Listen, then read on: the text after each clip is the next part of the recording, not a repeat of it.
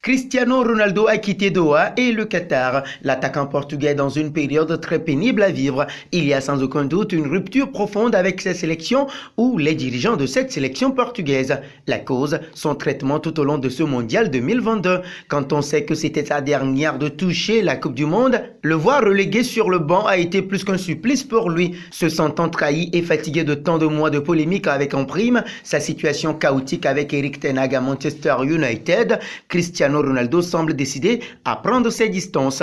Premier faisceau d'indices, sa décision de quitter le Qatar à bord de son propre jet privé. En effet, il a décidé de ne pas rentrer avec le reste de la délégation portugaise, mais plutôt aux côtés de sa famille et de ses amis, lesquels n'ont jamais hésité à le défendre durant ce mondial. Et depuis que le Portugais est dehors, les langues se délient autour de la relation Cristiano Ronaldo-Fernando Santos.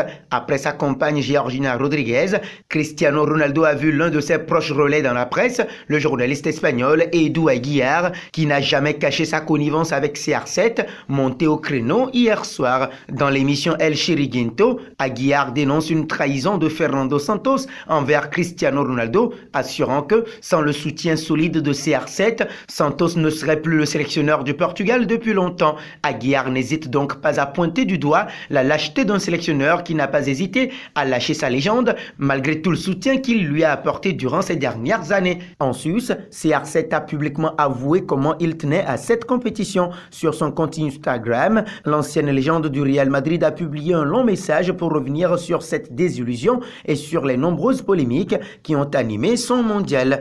Les 5 fois où j'ai participé à des Coupes du Monde en 16 ans, toujours aux côtés de grands joueurs et soutenu par des millions de Portugais, j'ai tout donné sur le terrain. Je n'ai jamais tourné le dos au combat et je n'ai jamais renoncé à ce rêve. Malheureusement, le rêve a pris fin. Il ne sert à rien de réagir à chaud, a-t-il lancé. Je veux juste que tout le monde sache que beaucoup de choses ont été dites, beaucoup de choses ont été écrites, beaucoup de choses ont été spéculées, mais mon dévouement au Portugal n'a pas changé un seul instant, ajoute Cristiano Ronaldo. Voir CR7 remporter un mondial ne se fera donc jamais. Du moins, c'est l'assurance apportée par l'ancien défenseur de Manchester United, Paul McGrath, qui pense que Cristiano Ronaldo a joué son dernier match pour le Portugal. Cristiano aura 41 ans lorsque le prochain cirque commencera en Amérique du Nord, à l'été 2026.